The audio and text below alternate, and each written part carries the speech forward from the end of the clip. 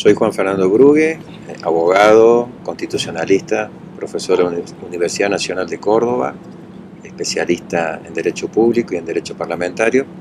Actualmente soy diputado nacional por la Democracia Cristiana en la República Argentina, representando a la provincia de Córdoba, y también he sido diputado provincial en la provincia de Córdoba.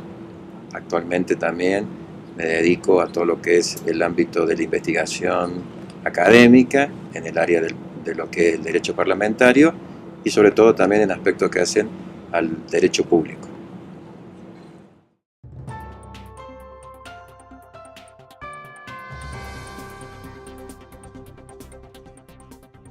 El derecho parlamentario es el conjunto de reglas jurídicas, de costumbres y de prácticas que son aplicables a los órganos legislativos, ya sean nacionales, provinciales o municipales, que establecen las reglas de juego en lo que respecta a su constitución, a su funcionamiento y en especial a todo el proceso de formación y sanción de las leyes, que vienen a ser el correlato de todas las normas que están en las constituciones nacionales, provinciales y en algunos casos en las cartas orgánicas municipales en aquellos países en donde se permite a sus ciudades dictar sus propias cartas orgánicas, determinando a su vez cuáles son las prerrogativas, los derechos que tienen los parlamentarios, que pueden tener diferentes denominaciones: diputados, senadores, asambleístas, legisladores, concejales, etc.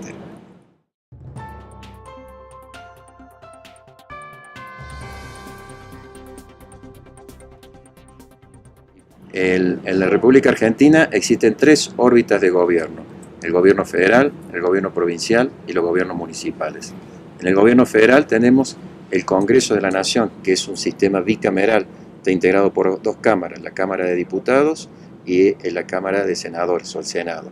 La Cámara de Diputados representan al pueblo de la Nación y existen tantos diputados conforme la población de cada una de las provincias. El Senado está integrado por 3 senadores por cada una de las provincias, o sea que tiene una representación igualitaria, y son elegidos también por el pueblo. Tanto los diputados como los senadores son elegidos por el pueblo. La Cámara de Diputados se divide en su composición cada 2 años por mitades, y el Senado 1/3 cada 6 años tiene su renovación. En lo que respecta al funcionamiento, se manejan por un reglamento interno, cada Cámara tiene su propio reglamento interno. Existe una ley que establece algunos puntos en lo que respecta al procedimiento de sanción de información de la ley, que nosotros le llamamos Ley Olmedo, que es una ley que ya tiene varios años, que establece las cuestiones meramente prácticas y operativas. Pero básicamente, tanto la Cámara de Diputados como el Senado de la Nación se manejan o se rigen por las reglas de la Constitución Nacional y por sus respectivos reglamentos internos.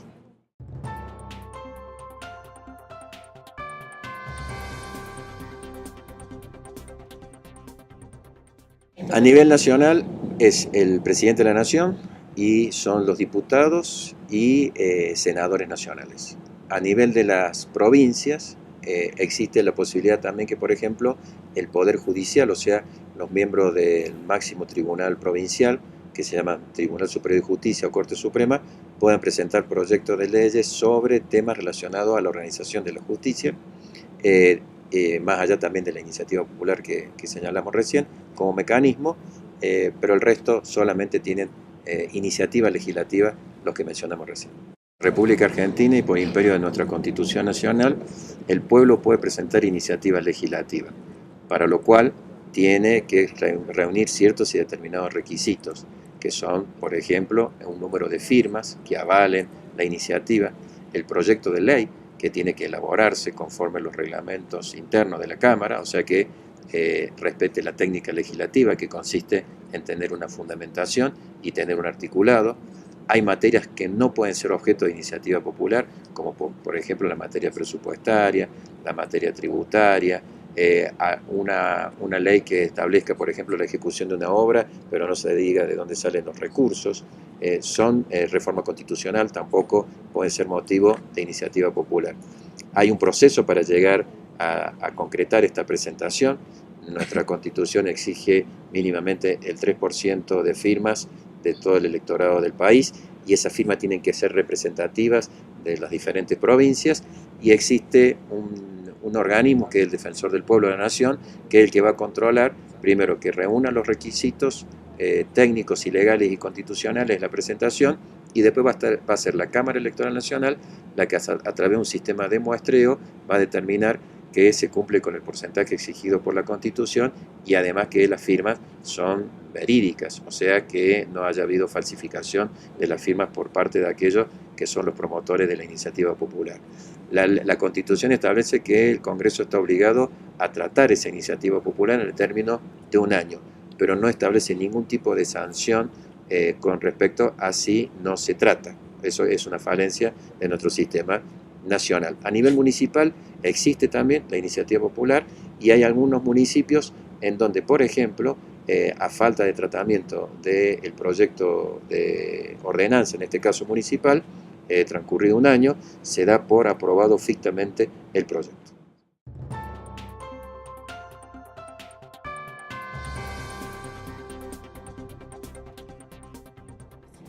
No existen leyes en nuestro país, ni existe en la Constitución un esquema de cómo tiene que estar estructurado un proyecto de ley. Sí existen prácticas parlamentarias y costumbres parlamentarias. En ese sentido, podemos señalar que un proyecto de ley tiene dos partes. Uno, lo que se llama la fundamentación, que algunos le llaman exposición de motivos, y otro, el articulado, ¿no? Lo que realmente va a regir en el ámbito de la vida jurídica de un país es el articulado. Por lo tanto, lo que importa siempre es que el articulado cumpla con ciertos requisitos lingüísticos, que cumpla con ciertos requisitos técnicos, a los fines de que no haya leyes ambiguas, de que no haya vacíos legislativos, de que no haya leyes elásticas, que permita que, por ejemplo, los jueces puedan interpretar a su criterio avanzando sobre lo que fue la voluntad del legislador, o avanzando sobre lo que fue la voluntad del Congreso de la Nación en este caso. Los fundamentos sirven solamente como una exposición a los fines de determinar la orientación que se quiso tener con la presentación del proyecto. Pero lo que vale verdaderamente para saber cuál es el espíritu del diputado, cuál es el espíritu del Congreso, es lo que se discuta en el debate, lo que quede en lo que nosotros denominamos los diarios de sesiones.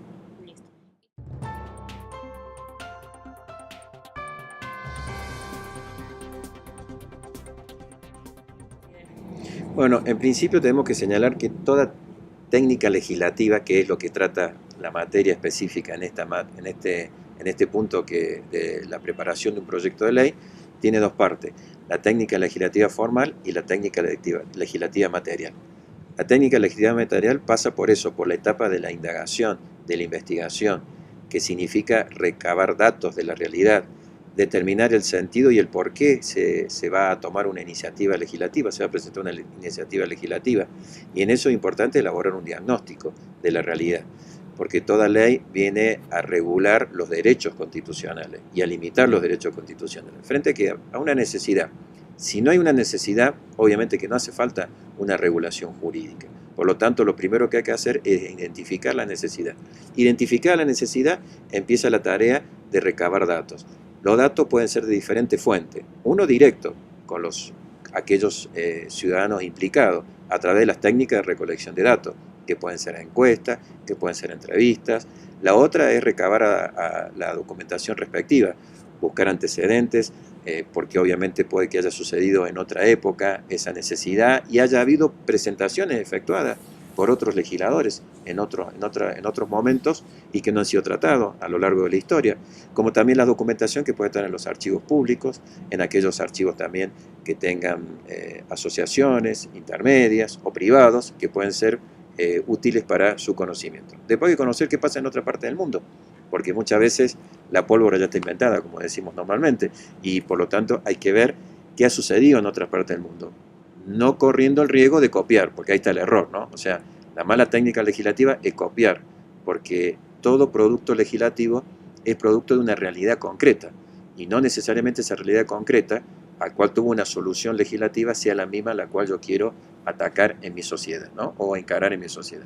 Entonces, toda esa etapa de la indagación, que es el diagnóstico, la recolección de datos, las entrevistas. Las entrevistas que son muy importantes porque se debe recabar la información de los especialistas que sean sobre la materia. Si yo estoy haciendo una ley sobre salud, obviamente que iré a los especialistas en temas de salud que me tendrán que dar los conocimientos técnicos y me tendrán que indicar si la orientación o la solución que yo estoy proponiendo es la más adecuada y la más idónea para solucionar los problemas que se plantean. Una vez que recogimos todo ese material, en donde por supuesto, como dije recién, la participación de los implicados es fundamental porque ellos nos van a dar muchos elementos que nos va a permitir luego elaborar el articulado, es donde pasamos a elaborar el articulado que tiene que tener una correlación vertical y horizontal. La vertical con la Constitución, o sea, tiene que ser una norma que sea constitucional. Entonces, por lo tanto, yo voy a tener que pasar lo que se llama el test de constitucionalidad.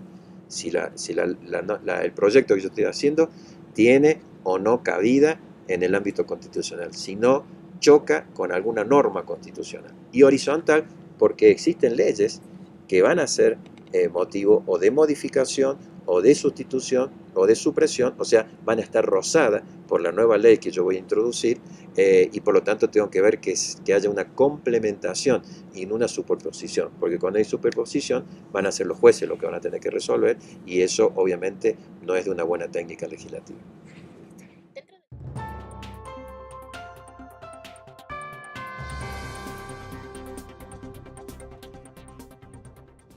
Bueno, en lo que hace a la persona del legislador, si esa es la pregunta, yo no soy partidario de que se exijan ni títulos, ni profesión, ni nada. Lo que sí me parece importante es que el ciudadano vote con el voto informado, que le llamo yo, o sea, que se conozca quién es la persona, cuál es su trayectoria. Si tú me dices cuál es la cualidad principal que tiene que tener un legislador en cualquier parte del mundo, es tener sentido común, porque está dirigido a la sociedad.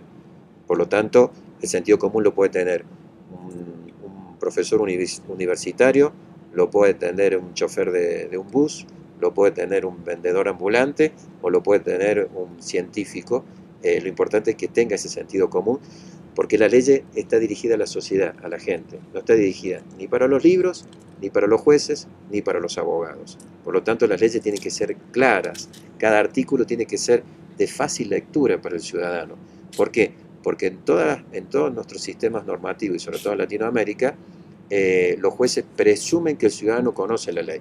Y eso es una mentira, porque los ciudadanos no leemos los boletines oficiales. No nos preocupamos, porque muchas veces las leyes están hechas muy técnicas, con lenguaje muy técnico, no son claras, y por lo tanto, por ahí no las conocemos como las tenemos que conocer. Conocemos las leyes que nos incumbe en lo normal, en lo habitual, la de tránsito, la de educación, las leyes civiles, pero fuera de eso, no tenemos un conocimiento amplio y el error es porque a veces las leyes no están escritas claramente como tienen que ser.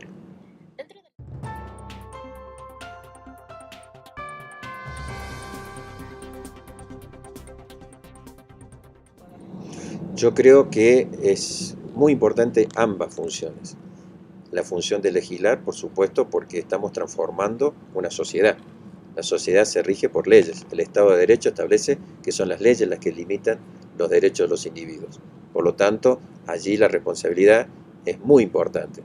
Pero no es menos importante la responsabilidad de investigar y de informarse.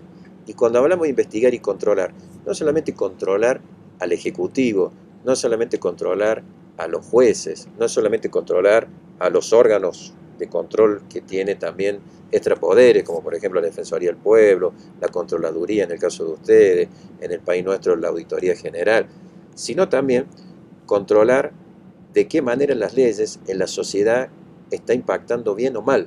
Por lo tanto, la investigación también se tiene que hacer sobre la sociedad, por eso se crean dentro de los parlamentos las comisiones de investigación, en donde van a analizar temas específicos. Por ejemplo, el otro día hemos creado una comisión de investigación en la Argentina para investigar los atentados terroristas que sufrieron la Embajada de Israel y la Asociación Mutual Israelita en Buenos Aires ya hace varios años y que está en la justicia, pero que la justicia no avanza. Y por lo tanto, el Parlamento entendió que tenía que investigar también ese hecho y creó una comisión para recabar datos, recabar documentación y realmente también poder escuchar a las víctimas y ver qué pasó con eso que fue tan grave para el pueblo argentino.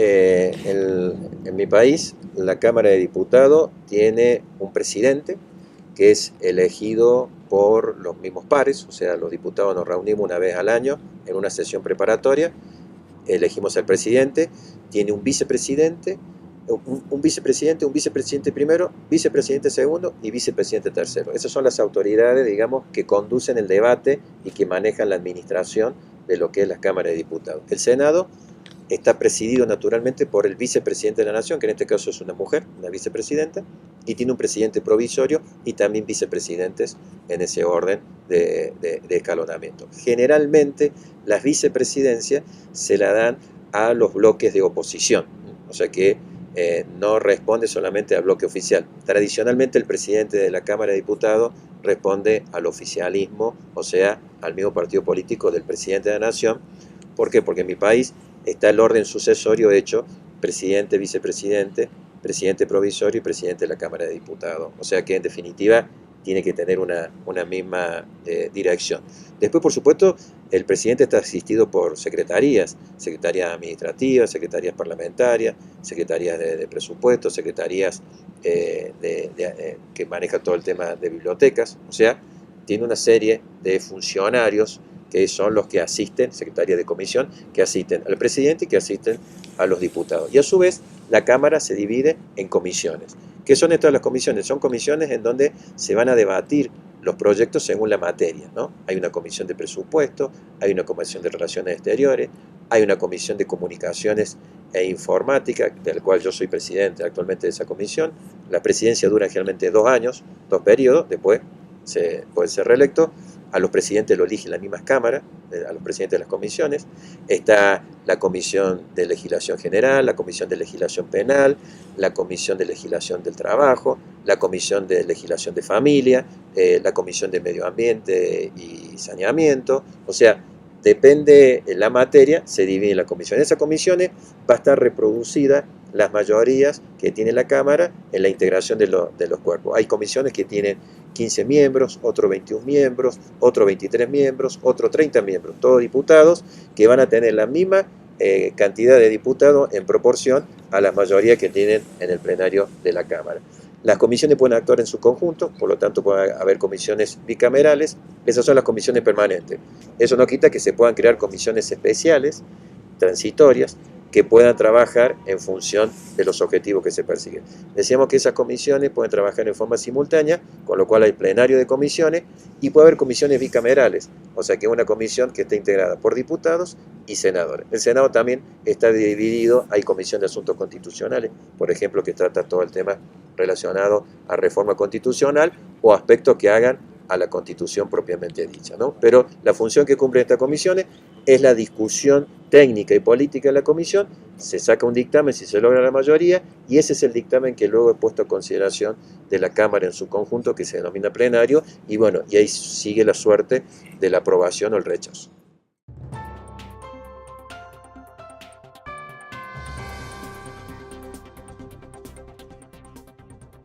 Bueno, todo depende mucho del rol de las mayorías en cada uno de los parlamentos.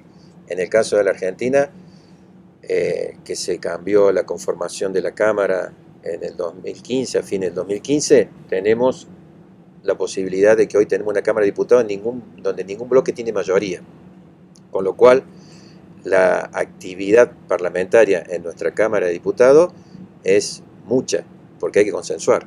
O sea, no hay un bloque que venga e imponga su número y que por lo tanto eso genere de parte de la oposición que no sea escuchada ni que se le pueda hacer modificaciones. Nosotros hemos aprobado cerca de 70 leyes en la Cámara de Diputados este año y las 70 leyes todas fueron consensuadas por todos los bloques partidarios. O sea, eso es bueno, es positivo porque le da vida al Parlamento, ¿no? Las leyes tienen que ser consensuadas.